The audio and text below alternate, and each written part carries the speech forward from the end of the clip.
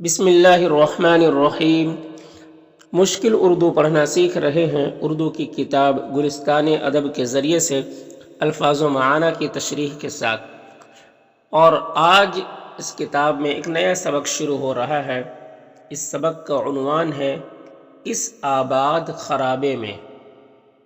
اس آباد خرابے میں، یہ ایک آپ بیتی ہے اختر الایمان کی۔ اختر الایمان کا تعارف اور آپ بیتی کسے کہتے ہیں، اس سے پہلے والی ویڈیو میں پڑھ چکے ہیں۔ آپ بیتی کسے کہتے ہیں، پھر اختر الایمان کا تعارف پڑھے تھے۔ اب یہ ان کی لکھی ہوئی آپ بیتی یہ ہے۔ تو دیکھیں، اس آباد خرابے میں، آباد کہتے ہیں اس جگہ کو جہاں پر لوگ آباد ہو، جہاں پر لوگ رہ رہے ہوں، اس کو آباد کہتے ہیں۔ خرابے کہتے ہیں اس جگہ کو جہاں جو ویران ہو، جہاں پر کوئی نہیں رہ رہا ہو، اس کو خرابے کہتے ہیں۔ تو آباد خرابے، یہاں پر آباد خرابے سے مراد ہے دنیا۔ اس آباد خرابے میں یعنی اس دنیا میں، ٹھیک ہے، اس آباد خرابے میں یعنی اس دنیا میں رات کتنی گزر چکی تھی، رات کتنی گزر چکی تھی، اب کچھ یاد نہیں، اب کچھ یاد نہیں، صرف اتنا یاد ہے، صرف اتنا یاد ہے، ہم عبداللہ پور یعنی جمنا نگر کے اسٹیشن پر اترے تھے۔ ہم عبداللہ پور یعنی جمنا نگر، یہ جمنا نگر شاید ابھی کا نام ہے، عبداللہ پور پرانا نام ہے۔ ہم عبداللہ پور یعنی جمنا نگر کے اسٹیشن پر اترے تھے۔ پلیٹ فارم پر لگی ہوئی مٹی کے تیل کی لالٹینیں اجالا کرنے کی پوری کوشش کر رہی تھیں۔ پلیٹ فارم پر لگی ہوئی مٹی کے تیل کی لالٹینیں، لالٹین ہوتا تھا، اور ابھی دیکھو وہاں پلیٹ فارم پر یہ لالٹینیں لگی ہوئی تھی، مطلب اس وقت بجلی نہیں تھی، یا تو لالٹین یہ جو ہے تیل سے یہ جلایا جاتا ہے روشنی کے لیے۔ تو پلیٹ فارم پر لگی ہوئی مٹی کے تیل کی لالٹینیں، وہ جو لالٹینیں بھی تھی مٹی کی تھی، اجالا کرنے کی پوری کوشش کر رہی تھی۔ اس کے باوجود بھی گرد و پیش پر اندھیرا غالب تھا۔ اس کے باوجود بھی گرد و پیش کہتے ہیں اگل بگل چاروں طرف کو کہتے ہیں، گرد و پیش یعنی چاروں طرف یا اگل بگل۔ گرد و پیش پر اندھیرا غالب تھا، غالب تھا یعنی چھایا ہوا تھا، اندھیرا چھایا تھا۔ میرے پاس ایک ٹین کا صندوق تھا، میرے پاس ایک ٹین کا صندوق تھا، صندوق یعنی باکس تھا، بکسا تھا، جس کی بناوٹ ایسی تھی جیسے جسم پر آبلے پڑ جاتے ہیں، جس کی بناوٹ ایسی تھی جیسے جسم پر آبلے پڑ جاتے ہیں۔ جگہ جگہ سے اٹھا ہوا تھا، جگہ جگہ سے اٹھا ہوا تھا، جگہ جگہ سے اٹھا ہوا تھا، اسی بات کو کہہ رہے ہیں کہ جیسے جسم پر آبلے پڑ جاتے ہیں تو کہیں پر اٹھا کہیں پر نیچا ہوتا ہے، اسی طریقے سے وہ بھی جو تھا صندوق تھا۔ ابا نے وہ صندوق میرے سر پر رکھ دیا، ابا نے، ابا یعنی فادر، باپ نے وہ صندوق میرے سر پر رکھ دیا اور باقی سامان خود اٹھا لیا، اور باقی سامان خود اٹھا لیا، اور ہم اسٹیشن سے باہر نکل کر بغیر کوئی سواری لیے ہوئے ایک لمبی سڑک پر چل کھڑے ہوئے، ایک لمبی سڑک پر چل کھڑے ہوئے، یعنی ایک لمبی سڑک تھی لیکن کوئی سواری نہیں، پیدل چلے جا رہے ہیں۔ ہم کہاں جا رہے تھے، ہم کہاں جا رہے تھے، مجھے کچھ معلوم نہیں تھا، مجھے کچھ معلوم نہیں تھا۔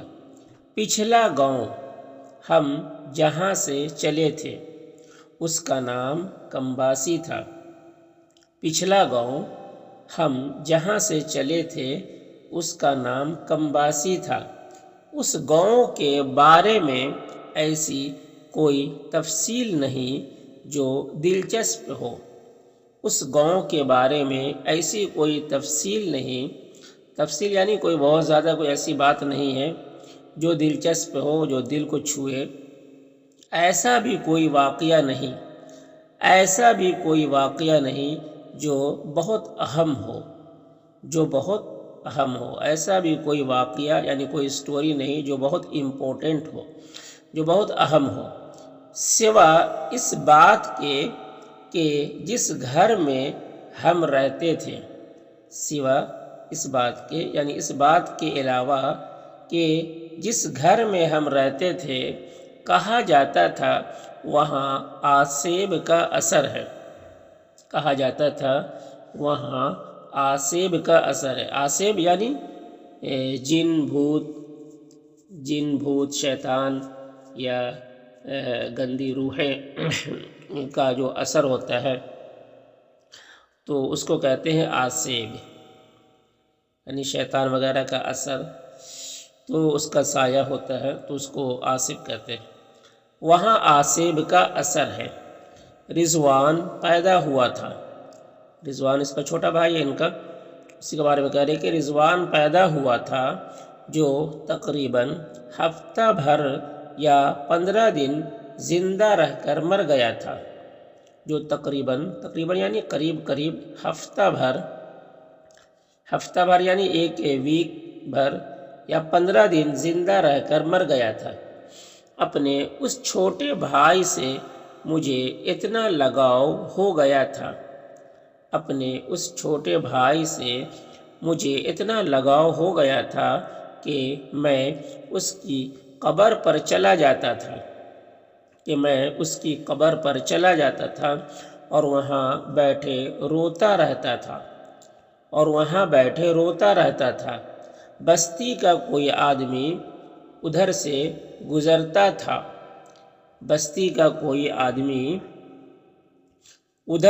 گزرتا تھا تو مجھے گھر لے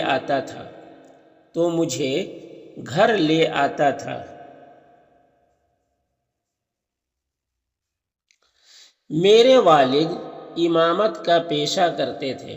میرے والد امامت یعنی مسجد میں نماز پڑھایا کرتے تھے۔ امامت کا پیشہ یعنی جاب، کام کیا کرتے تھے۔ انہوں نے مذہبی تعلیم سہارنپور میں حاصل کی تھی۔ انہوں نے مذہبی یعنی اپنے مذہب کے بارے میں قرآن، حدیث، دینیات کی تعلیم سہارنپور میں حاصل کی تھی۔ بہت اچھے قاری تھے۔ قاری یعنی قرآن بہت اچھا پڑھنے والے کو قاری کہتے ہیں یہاں پر، یعنی بہت اچھا قرآن پڑھا کرتے تھے، تو بہت اچھے قاری تھے۔ انہیں دیہات بہت پسند تھے۔ امامت کے علاوہ مسجد کے صحن میں مکتب کھولتے تھے۔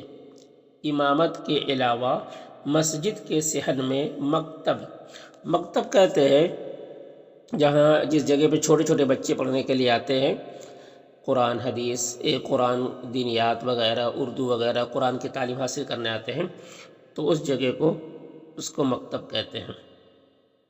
تو امامت کے علاوہ مسجد کے صحن میں مکتب کھولتے تھے جہاں دیہات کے ہر عمر کے لڑکیاں پڑھنے آتے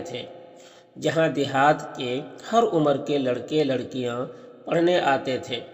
یہ دیہات جس میں میرا بچپن گزرا زیادہ تر مسلمان آرائیوں اور راجپوتوں کے تھے۔ آرائیوں یعنی آریہ ایک قبیلہ ہے، تو آریہ قبیلوں سے تھے، اور راجپوت یہ بھی قبیلہ برادری ذات ہے، تو ان ذات سے مسلمان تھے زیادہ تر، تو آریہ اور راجپوت، تو آریہ کی جمع ہے آرائیوں اور راجپوتوں کے تھے۔ ان دیہاتوں کا اور میرا بڑا ذہنی تعلق ہے۔ ان دیہاتوں کا اور میرا بڑا ذہنی تعلق ہے۔ ذہنی یعنی دماغی عقلی تعلق ہے، یعنی ایک کانٹیکٹ ہے۔ میں بچپن سے اکیلا ہوں، میں بچپن سے اکیلا ہوں۔ والدہ جب اپنے میکے چلی جاتی تھیں، والدہ یعنی ماں جب اپنے میکے چلی جاتی تھیں، میں والد کے پاس رہتا تھا۔ میں والد یعنی باپ کے پاس رہتا تھا۔ میری تعلیم کا حرج نہ ہو، میری تعلیم کا حرج نہ ہو، حرج نہ ہو یعنی نقصان نہ ہو، اس خیال سے وہ مجھے اماں کے ساتھ نہیں جانے دیتے تھے۔ اس خیال سے وہ مجھے اماں کے ساتھ نہیں جانے دیتے تھے۔